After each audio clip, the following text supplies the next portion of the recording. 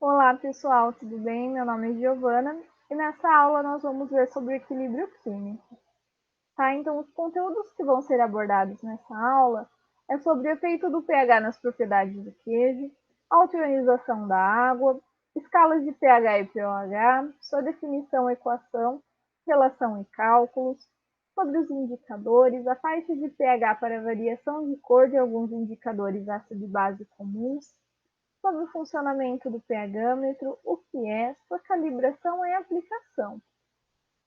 Tá? Então, inicialmente, eu vou falar do efeito do pH nas propriedades do queijo. O pH é um dos parâmetros de controle de qualidade não apenas de queijo, né, mas de diversos alimentos, de suco, cerveja. Também é utilizado para o controle de qualidade da água, de solo. Tá? Nessa aula, nós vamos entender como processos químicos eles ajudam na conservação de alimentos, né? Como eles ajudam os alimentos a terem uma qualidade melhor. Por exemplo, no queijo, o pH ele interfere na sua maciez, na sua firmeza, ou ele pode ficar mais quebradiço. Tá? Então, nós vamos entender como a transformação do leite para o queijo tem a ver com a química e com o equilíbrio químico. Há muitos anos atrás, né, não tinha processo de conservação de alimentos e com isso nós tínhamos muitas percas. Tá? Então, por isso, nós vamos falar um pouco sobre esses processos e mostrar a sua importância. Bom, então agora eu vou falar sobre a autoionização da água. Tá? A água ela é um dos solventes mais comuns para reações ácido-base. Ela é capaz de agir tanto como um ácido como uma base de hidroxipilose. Tá? Então, por aqui nós conseguimos ver duas moléculas de água, elas reagem entre si, formando o íon hidrônio e o íon hidroxila. Aqui podemos ver que uma reage como uma base, sendo receptora de prótons, e a outra reage como um ácido, sendo doador de prótons, formando então o íon hidrônio e o íon hidroxila. Na água pura, a concentração desses íons são iguais. Tá? Como a água é um ácido de base fraca, sua concentração de íons, né, do hidrônio e do hidroxila, eles existem em concentrações muito baixas em relação à água não ionizada. Né? Então, para descobrir essas concentrações, é utilizada a constante de autoionização da água, tá? Que é o kW.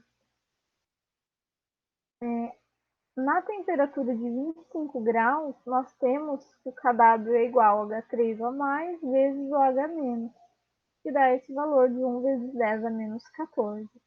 No caso de uma solução neutra, né, como a água, essa concentração desses íons vai ser igual. Em uma solução neutra é igual, então, essas concentrações. Em uma solução ácida, a concentração dos íons H3 ou mais vai ser maior que a concentração dos OH-. Em uma solução básica, a concentração dos íons OH- vai ser maior que a concentração dos íons H3 ou mais. A contribuição da oxionização da água para H3 ou mais e OH- se torna significante para ácidos extremamente diluídos. Bom, então aqui eu vou falar um pouco sobre o pH, né? Como as concentrações de H+ e OH- em solução aquosa são muito pequenas, utiliza-se a noção de pH e pOH.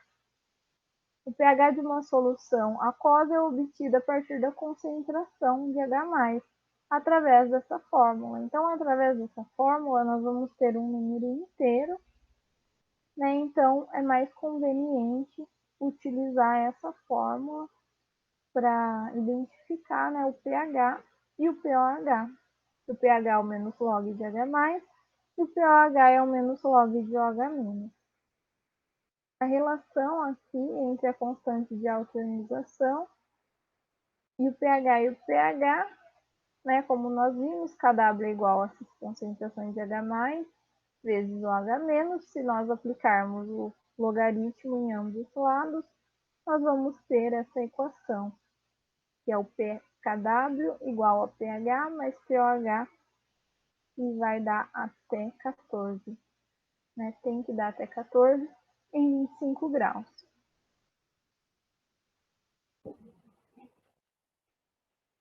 Olá pessoal, tudo bem? Meu nome é Daniel, vou continuar agora com a parte da aula.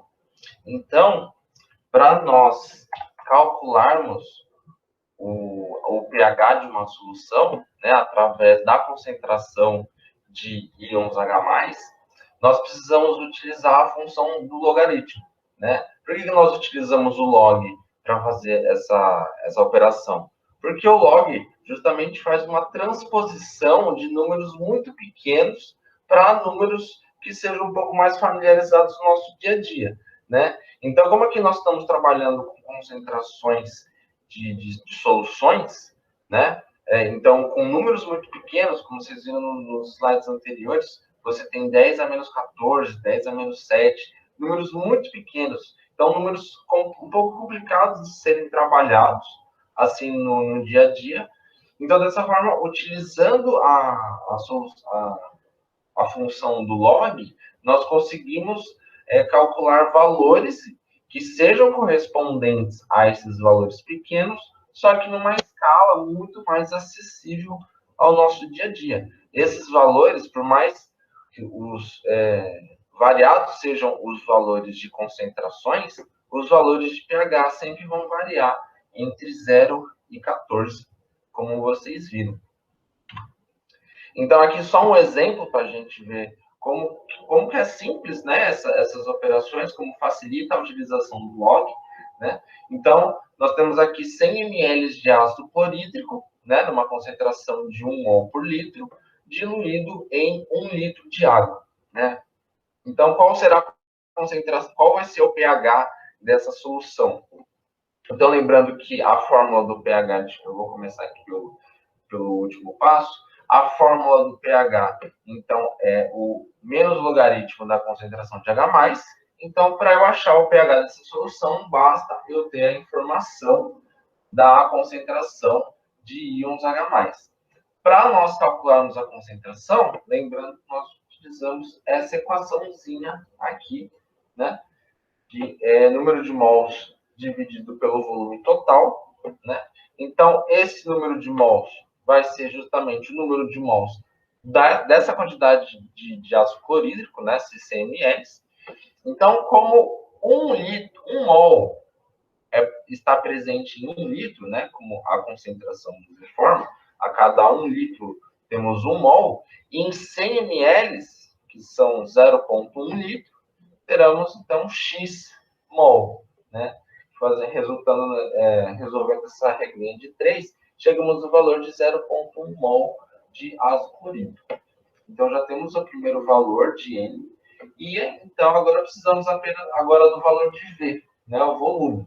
E aqui, muito cuidado nessa hora, porque aqui, nesse exemplo, nós temos uma diluição, ou seja, temos um líquido sendo diluído em outro líquido.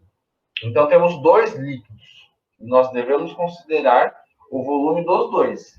Então, nós temos que somar esses 100 ml de ácido clorídrico juntamente com esse 1 litro de água, e assim totalizando 1,1 litro de solução.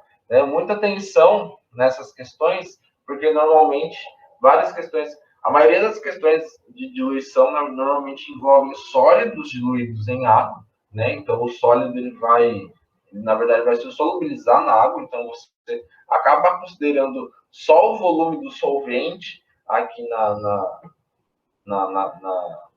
no cálculo, né? Mas como aqui nós temos uma diluição de um líquido em outro, nós temos que considerar o volume dos dois componentes. Então, assim, calculando a concentração, né, o 0,1 mol dividido pelo volume total, que é 0,1, nós temos o valor de 0,091 mol por litro. Essa é a concentração de H+. Então, tá vendo? É difícil extrair uma informação desse valor. É um valor tão quebrado, tão fora, assim, de uma escala de valores mais que nós conseguimos analisar se conseguimos é básico ou não. Vai ser válido agora utilizar a função do log, porque vai transpor esse número num valor mais acessível. Então, calculando aqui o logaritmo, o logaritmo negativo desse valor, nós chegamos que o pH é de 1,04. Então, aqui, novamente, agora nós temos um valor que está dentro da escala entre 0 e 14, e a gente já consegue extrair algumas informações disso, né? Então, através da escala de pH, né, nós conseguimos classificar os componentes que nós fazemos as análises, né, utilizando a escala que varia entre 0 e 14, né, 0, o mais próximo de 0 o pH atingir, mais ácido vai estar a solução, né? Da mesma de contrapartida que quanto mais próximo tiver do 14, mais básico estará a solução. E dessa forma, a mediana desses dois valores, que é 7, vai ser justamente o caso neutro. Então, abaixo de 7, nós temos soluções ácidas, acima de 7, nós temos soluções básicas, e igual a 7, nós temos soluções neutras. E aí, cada elemento, cada substância da natureza ou substâncias que nós produzimos no dia a dia tem um pH característico. Então, vinagre, suco de limão, né? Essas substâncias apresentam um caráter ácido, né? Porque apresentam um pH menor do que 7, aqui próximo de 3, 2. E leite de magnésia, né? Para as pessoas que têm muito problema com gastrite, problemas de muita acidez no estômago, toma esse leite de magnésia porque é um leite mais básico, então ajuda a tratar a acidez do estômago, justamente porque ácidos neutralizam bases, né, e vice-versa. Amônia, a própria água do mar, mesmo sendo água, né, então a gente normalmente sabe que o pH da água é neutro, mas a água do mar ela apresenta um caráter mais básico, justamente porque ali você tem todo um ecossistema marítimo, então você tem muita matéria orgânica, muito mais além de apenas água, né? Tem todo o ecossistema do oceano. E nós temos soluções neutras, como água, leite também se aproxima muito próximo do 7. O nosso sangue do nosso corpo também apresenta pH 7, é neutro. E vale ressaltar que, no caso, por exemplo, do suco de limão, o vinagre, eles são soluções ácidas, né? Por que a gente classifica ele como soluções ácidas? Porque eles têm H+? Não, porque o equilíbrio entre o H+, e o H- está direcionado ao H+. Existe uma quantidade de H+ superior à de OH-.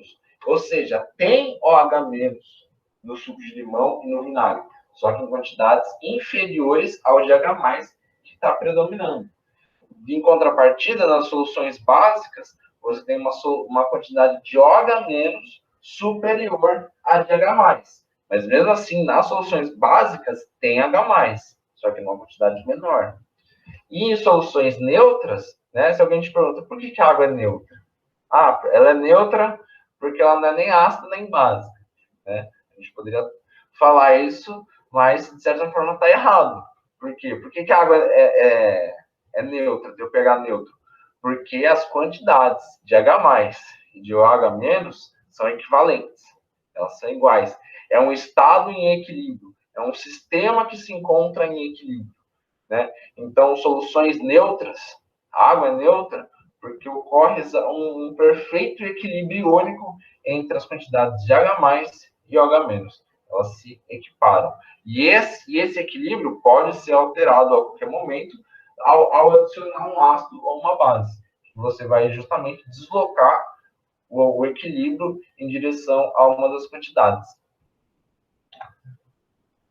E aqui, temos aqui esse softwarezinho que nós podemos utilizar para nós vemos. Deixa eu parar aqui a apresentação.